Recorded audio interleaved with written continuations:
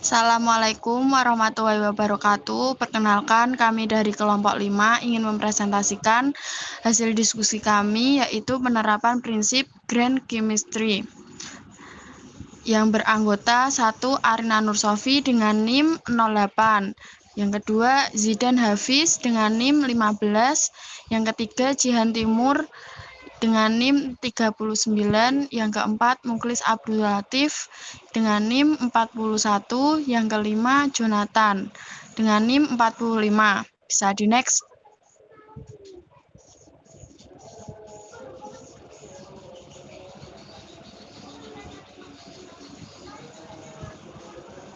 Bisa di next.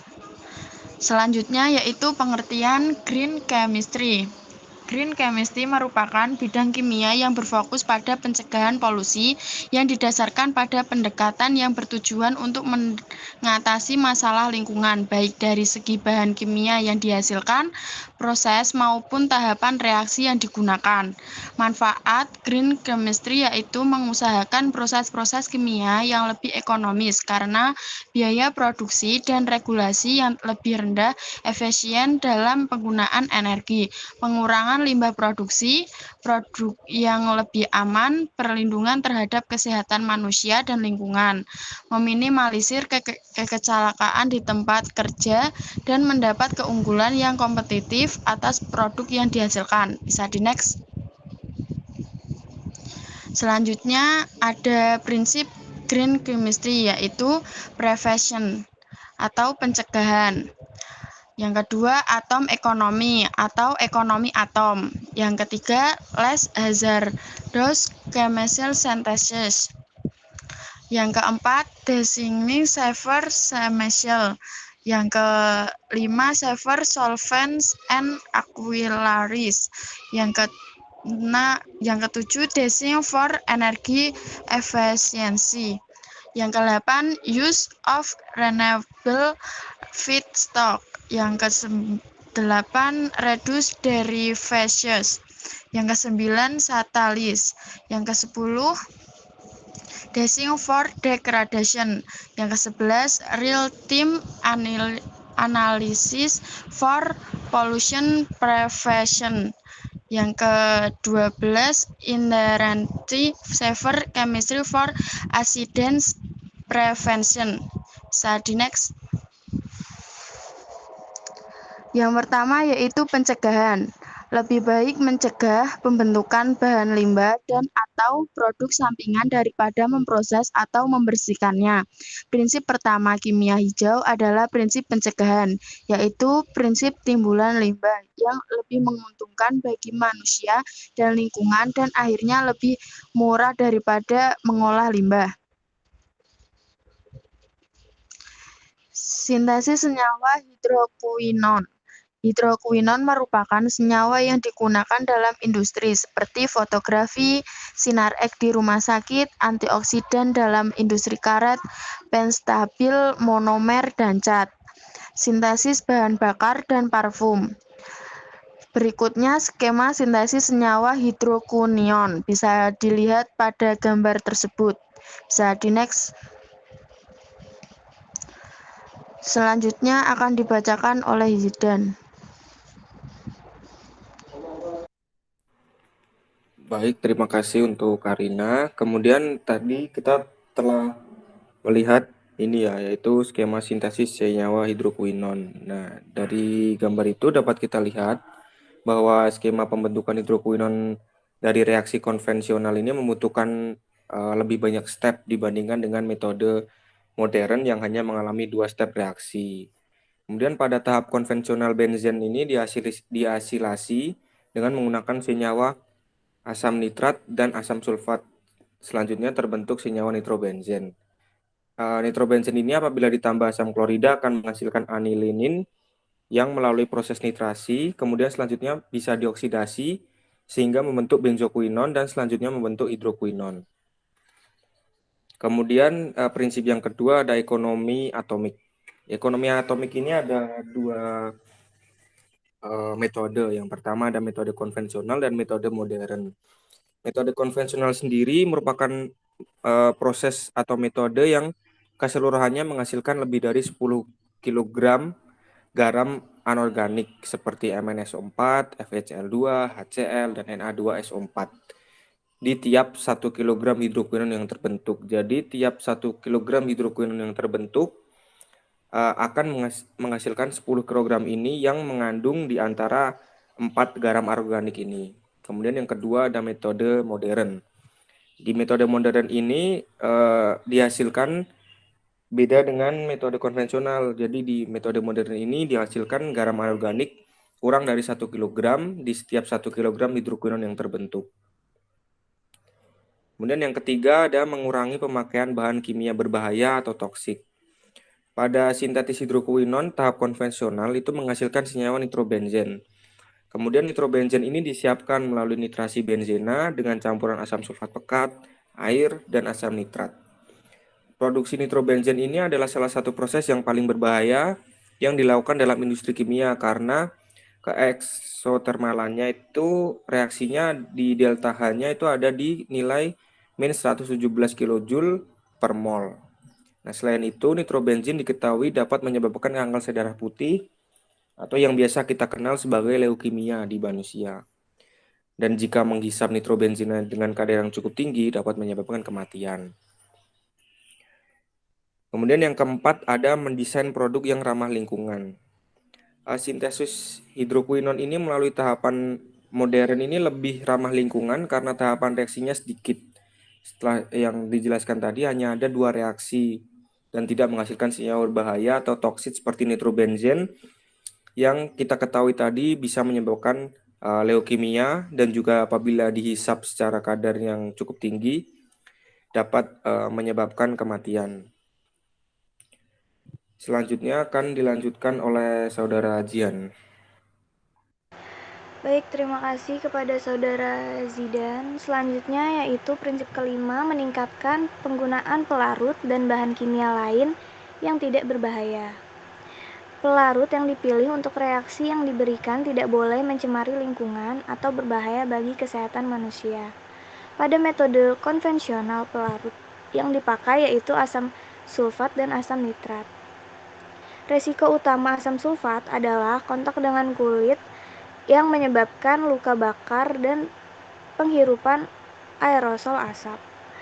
Paparan dengan aerosol asam pada konsentrasi tinggi akan menyebabkan iritasi mata, saluran pernapasan, dan membran mukosa yang parah. Bisa dilihat reaksi pada gambar di bawahnya. Next. Nah, yang keenam yaitu mendesain pemakaian energi yang efisien. Sintesis hidrobenzena secara konvensional melalui tahap nitrasi yang menghasilkan senyawa nitrobenzen berbahaya yang dilakukan dalam industri kimia karena keeksotermalan reaksinya. Nah, reaksi tersebut yaitu delta H sama dengan min 111 kJ per mol, di mana dibutuhkan energi yang jauh lebih besar. Next.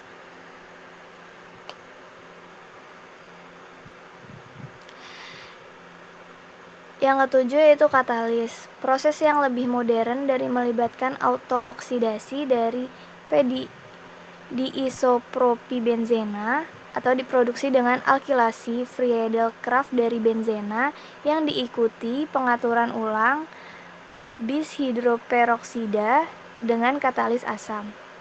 Alternatif yang bisa ditempuh adalah produksi hidrokuinon bersama dengan katekol dari reaksi hidroksilasi fenol dengan hidrogen peroksida dan katalisis titanium silikalit atau TS1.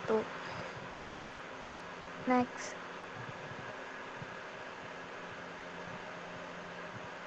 Nah, di sini ada tabel perbandingan penggunaan katalis dengan beberapa metode sintesis hidrokuinon. Ada 3 metode. Yang pertama yaitu konvensional, menggunakan katalis asam dan proses nitrasi dengan bahan baku benzena dan memiliki 4 step reaksi. Yang kedua yaitu metode modern, menggunakan katalis asam dan propena dengan bahan baku benzena dan memiliki 3 step reaksi. Yang terakhir yaitu alternatif, menggunakan katalis titanium silikalit atau TS1 atau CuO atau ZNO dengan bahan baku fenol dan 3 step reaksi. Selanjutnya akan dijelaskan oleh Saudara Muklis. Kepada dipersilakan. Baik, selanjutnya yang poin ke-8 yaitu melakukan proses sintesis yang relatif lebih pendek. Derivatisasi yang tidak perlu harus diminimalkan atau dihindarkan jika mungkin, karena langkah-langkah tersebut memerlukan reagen tambahan dan dapat menghasilkan limbah. Pada skema dijelaskan bahwa pembentukan hidrokuinon reaksi konvensional membutuhkan lebih banyak step dibandingkan dengan metode modern yang hanya mengalami 2 step reaksi. Pada tahap konvensional, benzen diasilasi dengan menggunakan senyawa asam nitrat dan asam sulfat, selanjutnya terbentuk nitrobenzen. Nitrobenzen ini ditambah dengan asam klorida menghasilkan anilin melalui proses nitrasi, selanjutnya dioksidasi pembentukan benzokuinon, selanjutnya membentuk hidrokuinon. Seperti yang ada di skema di bawah mengenai proses pembentukan hidrokuinon. Next. Yang ke-9 yaitu mendesain produk yang dapat didegradasi atau didaur ulang. Produk kimia harus dirancang sehingga pada akhir fungsinya terurai menjadi produk degradasi yang tidak berbahaya dan tidak bertahan lama di lingkungan. Prinsip menciptakan bahan kimia dan produk atau desain yang dapat terdegradasi menuntut penciptaan produk kimia yang setelah penghentian aktivitasnya harus dapat dikonversi menjadi produk yang tidak berbahaya bagi lingkungan. Next. Nah, yang ke-10 itu mengutamakan penggunaan bahan dasar yang dapat diperbaharui. Bahan baku atau bahan dasar yang dapat diperbaharui yang bersifat secara teknis dan ekonomis. Benzen merupakan senyawa berbahaya baik bagi kesehatan maupun bagi lingkungan. Alternatif yang bisa ditempuh untuk sintesis senyawa hidrokuinon adalah produksi hidrokuinon bersama dengan katekol. Dari reaksi hidroksilasi, fenol dengan hidrogen peroksida dan katalis titanium silikalit. Next. Nah, berikut adalah skema mengenai sintesis hidrokuinon dengan bahan baku fenol pada skema 1 dan skema 2 sintesis hidrokuinon dengan bahan baku benzena. Nah, pada skema 2 pembuatan hidrokuinon menggunakan bahan dasar benzen. Lebih berbahaya bagi kesehatan dan lingkungan. Benzen memiliki sifat racun atau karsinogenik, kerusakan pada sel darah manusia, pengikisan kromosom, dan gangguan terhadap kesuburan wanita. Maka perlu dicari bahan dasar alternatif untuk mensintesis senyawa hidrokuinon, yaitu dengan oksidasi fenol menggunakan pelarut asam peroksida yang ada pada skema 1. Selanjutnya akan dijelaskan oleh Saudara Jonathan. Untuk selanjutnya, yang ke-11 yaitu melakukan metode analitik pada usaha pencegahan polusi. Prinsip analisis real time untuk pencegahan polusi memerlukan pengembangan lebih lanjut dari metodologi analitik untuk memungkinkan pemantauan waktu nyata dari proses produksi kimia dengan tujuan mencegah pembentukan zat berbahaya, yaitu perlu untuk terus memantau proses produksi di setiap tahapan tersebut akan mencegah terjadi kesalahan yang bisa mengarah pada munculnya zat berbahaya bagi lingkungan dan kesehatan manusia. Kimia yang lebih aman untuk zat pencegahan kecelakaan dan bentuk zat yang digunakan dalam suatu bahan kimia proses harus dipilih untuk meminimalkan potensi kecelakaan kimia termasuk pelepasan, ledakan, dan kebakaran. Boleh di next? Yang selanjutnya itu meminimalisasi potensi kecelakaan kerja. Persyaratan pada dasar dasar adalah untuk mengurangi penggunaan zat dalam proses kimia yang dapat menyebabkan efek buruk, yaitu ledakan, kebakaran, dan uap berbahaya.